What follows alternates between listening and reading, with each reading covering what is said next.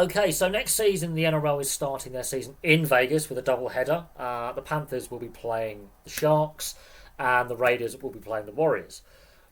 There's also a women's international between England and Australia, and another big eyebrow raiser is Wigan Warriors will be playing the Warrington Wolves in a regular season game in Vegas as well as part of the same day. That's four rugby league matches on the same day in the same stadium in Vegas. Last year I felt the doubleheader was good. I think there was a bit of room for improvement. But four matches on the same day in the same stadium, this is a big risk for both the NRL and Super League and the women's game as well. There's a bit of a risk attached to this. Now, the women's side of things, they could potentially be playing in front of the biggest crowd a women's test match has ever seen. Potentially. If every ticket gets sold and every seat gets sold, that's about 60,000 people potentially could be in attendance for a women's test match. That would be record breaking. I think any crowd they get in Allegiant Stadium on the 1st of March next year is going to be record breaking for the women's game. But taking a regular season Super League game to Vegas has raised some eyebrows. Now, I'm not against this idea. I'm open to trying to improve the visibility of rugby league. I really did enjoy the Vegas NRL doubleheader last year. I know a lot of people were raising eyebrows and were against it or had raised their objections for whatever reason. But I felt both games were really good quality. They were played like state of origin levels of intensity. But taking a Super League game partway through the Super League season, because Super League starts earlier than the NRL, starts in the middle of February. So, how's that going to impact the beginning of the Super League season for Wigan and Warrington? Also, where does that leave the World Club Challenge? Because Wigan and Warrington are two of the clubs that are very, very likely from Super League to be in the World Club Challenge, depending how the second half of the season goes and who makes the grand final and who wins the grand final. Potentially Wigan or Warrington could be the Super League side that plays against the NRL champions. Now, on the NRL side, that could be Penrith. Could be Penrith, although the Melbourne Storm right now are top of the league and are getting a bit of separation. But you can see, where does this leave the World Club Challenge? There's been discussions about potentially having the World Club Challenge as the other game alongside the two NRL games to start the season ongoing. Now, there's also been discussions about the NRL potentially buying a minority stake and investing in Super League, or buying Super League outright from the RFL. There's a lot of concerns in clubland over here in Europe with the IMG grading criteria and the state of club finances and the direction the game is taking with IMG alongside the RFL, trying to grade grading clubs, and clubs aren't happy with it, fans aren't happy with it, rule changes and rule tweaks, the standard of refereeing, the quality of play.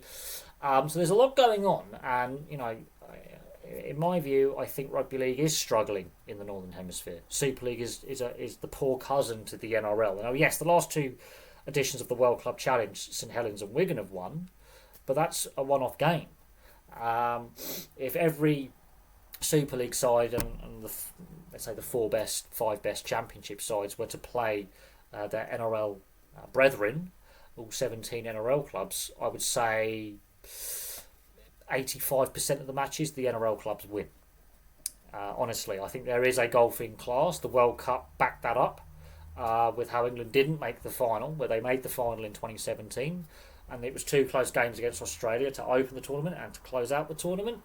Whereas in the recent World Cup we had, the delayed World Cup we had a couple of years ago, England didn't make the final,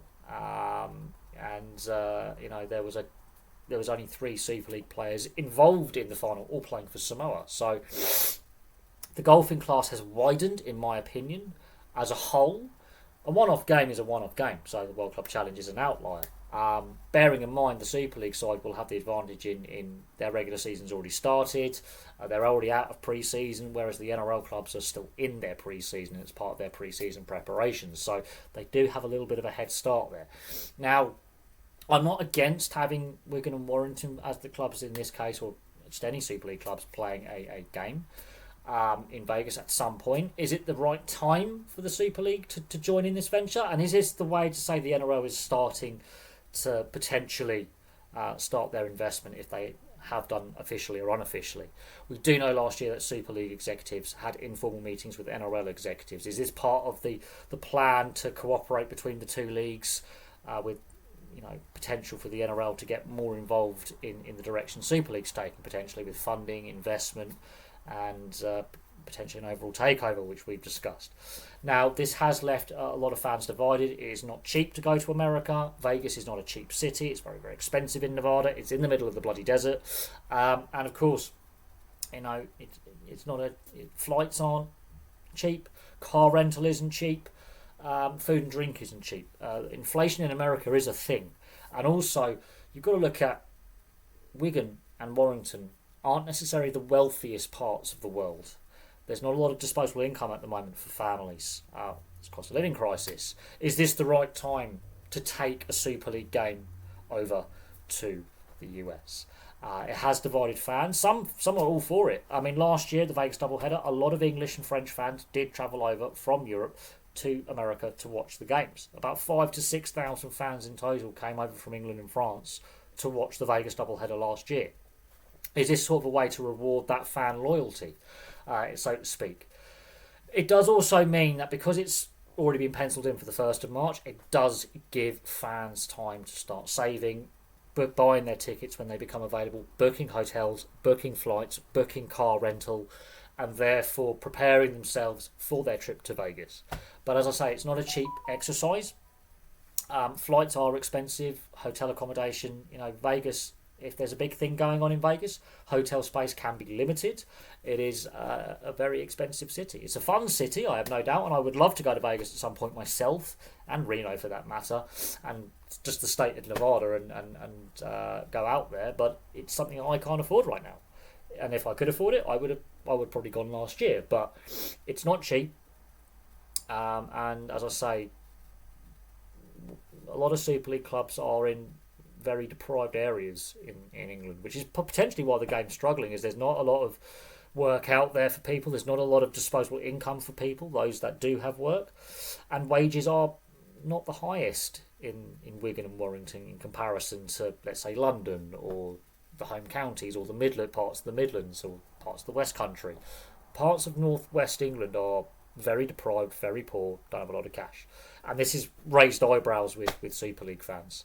But we'll see how this impacts the World Club Challenge. We'll see how this impacts Wigan and Warrington and their beginning of their Super League campaigns and their preparation. It's going to be interesting to see how this pans out. Is this a Super League idea, wanting to cash in on the Vegas games? Is this an NRL-led thing to try and entice Super League into the whole experience, to also give the US fans more exposure to the other league that plays rugby league at a professional level? Could this potentially help also grow Super League to a wider international audience and get more interest and more eyeballs on the game in Europe? Because the TV deal as it currently stands isn't great. Could this actually help with getting a bigger TV deal? Could this help with, as I say, getting more eyes on the product from the US? And we've seen how football has done that, and how that's transformed football finances and the growth of the game internationally, especially in the US. So we'll see how this pans out. There are those who are a bit nonplussed by the decision, and it is a controversial decision, but they're going to be playing. So we'll see how it all pans out. For me, for now, thank you very much for watching. Place your thoughts on the Wigan Warriors going to be playing Warrington Wolves in Vegas to start next season. Is it the right decision? Is it the wrong decision? Is it a decision that you weren't expecting? Can we expect more Super League games to be played alongside the NRL games in Vegas in years to come? And what does this mean for the World Club Challenge going forward? Is that going to be every 2 years where the English clubs host it at home? We'll see what happens. But from me for now, thank you very much for watching. Place your thoughts in the comment section below. I'll have some more content for you guys very, very soon.